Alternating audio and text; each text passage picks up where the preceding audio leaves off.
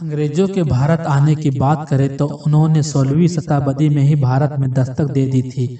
आपको जानकर हैरानी होगी कि जब शाहजहां ताजमहल बना रहा था, तब दूसरी तरफ अंग्रेज भारत में पैर पसारने की कोशिश कर रहे थे। इसके बाद भारत में छोटे बड़े कई राजाओं के अलावा दो बड़ी ताकतें बची थी। एक थी औरंगजेब की मुगलियत सल्तनत और दूसरी थी मराठा साम्राज्य। अंग्रेजों ने इंतजार किया कि ये दोनों आपस में लड़े। अंग्रेजों ने इसके कई प्रयत्न भी किए और इसके सालों बाद अंग्रेज धीरे धीरे विविध जगहों पर भारत में सत्ता आने लगे और उनकी मंशा कामयाब होने में 100 से भी ज्यादा साल लग गए और इससे साल आया 1800 का। तो चलिए दोस्तों, आज इस वीडियो में हम जानते हैं कि सन 1800 में भारत कैसा था। दोस्तों, इस समय भारत या दुनिया में भी कोई बड़ी टेक्नोलॉजी नहीं हुआ करती थी।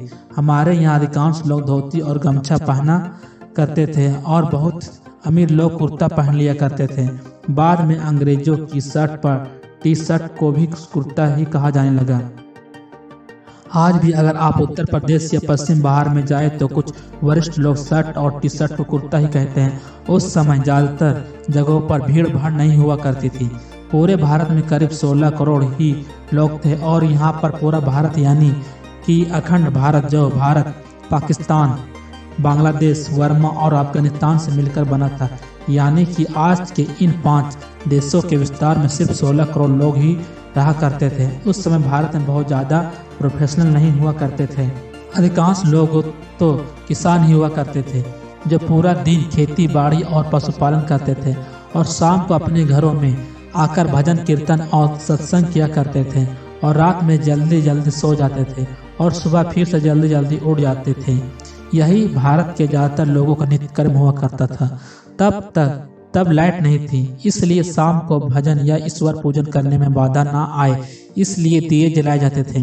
कुछ लोग दूसरे कामों को भी संभालते थे, जैसे कि कुम्हार, धोबी, सुधार, सोनी, ये सब। लेकिन जब इनका भी दिन खत्म हो जाता था तो शाम को यही नित्य कर्म अपनाते थे। ये तो हुई गाँव के बाद, और उस समय इतने गांव थे कि गांव ही भारत का रिप्रेजेंट करते थे।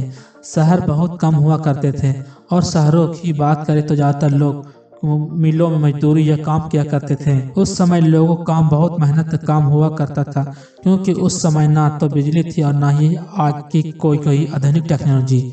भारत में बिजली सन 1880 में आई और इस साल में भारत में बिजली की शुरुआत हुई, लेकिन भारत के गांव-गांव बिजली पहुंचाने में और कई साल लग गए। एक डेटा के अनुसार सन 1800 के आसपास एक यूरोपियन कलर की सैलरी 40 पाउंड थी और वही एक आम इंडियन की तनख्वाह 40 गुना कम थी। और दूसरे हिस्से आप ये अंदाजा लगा सकते हो भारतीय किसानों की क्या आय रही होगी। ऊपर से किसान हर साल बाढ़, सूखे और लगान की मार झेलते थे। दोस्तों, उस समय कुछ अमीर तबका भी हुआ करता था, जिनमें से सब नहीं, लेकिन कुछ लोग हमेशा ये फिराक में रहते थे कि कैसे करके अंग्रेजों के साथ उनकी दोस्ती हो जाए। और कुछ अमीर अपनी सूझबूझ और स्किल के माध्यम से ठीक ठाक पैसा कमा लेते थे। आज के समय बीमारियां आम हो गई हैं, लेकिन उस वक्त भी कई बीमारियां मौजूद थी जब कॉलरा और प्लेग आम थे। इन बीमारियों की कोई दवाएं भी नहीं थी और इनके सामने लोग बेबस थे। अधिकतर दिक्कत प्रसव में होती थी और जानकारी के अभाव के कारण कई महिलाओं को प्रसव में ही हाथ धोना पड़ता था और इसके कारण कई सारे बच्चों की जिंदगी चली जाती। और अगर बात करें तो उस वक्त के कुछ चुनिंदा लोगों की जिससे खुश कह सकते हैं, तो वो बस वही लोग थे जो या तो कोई अच्छे किंगडम में रहते थे या तो अमीर थे। दबे कुछ लोग गरीबी और बदहाली के कारण ही बेबस थे।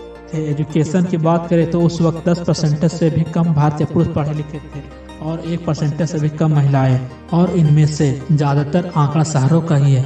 गांव में इससे भी बदतर हालत है।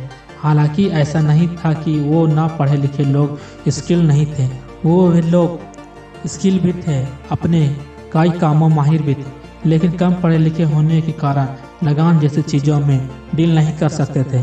भारत के लोग उस वक्त पैसों से चीजें खरीदने और बेचने के बजाय एक्सचेंज व्यवहार में मानते थे, जैसे एक मटके के बदले 5 किलो चावल या 10 किलो आटे के बदले 5 किलो दाल। ज्यादातर गाँव में सही व्यवहार होता था, चीजों के बदले चीजें दी जाती थी और ऐसे गांव में सभी लोगों के पास सब कुछ पहुंच जाया करता था और खासकर गांव से अनाज बाहर बेचने को जाने की भी जरूरत नहीं पड़ती थी। तो दोस्तों 18वीं शताब्दी का भारत कुछ ऐसा था। उस समय कुछ चीज़ें बहुत ही अच्छी थी तो कुछ बहुत ही खराब, और ऐसा लगभग हर समय में होता है। हर समय कुछ पॉजिटिव और कुछ नेगेटिव एक साथ ही पाए जाते हैं। तो आपको कैसा लगा ये भारत? और अगर आप उस वक्त किसी चीज़ के बारे में जानते हैं तो हमें कमेंट में जरूर लिखें। और अगर आप नए हैं तो हमारे चैनल स्मार्ट जी स्टडी को जरूर सब्सक्राइब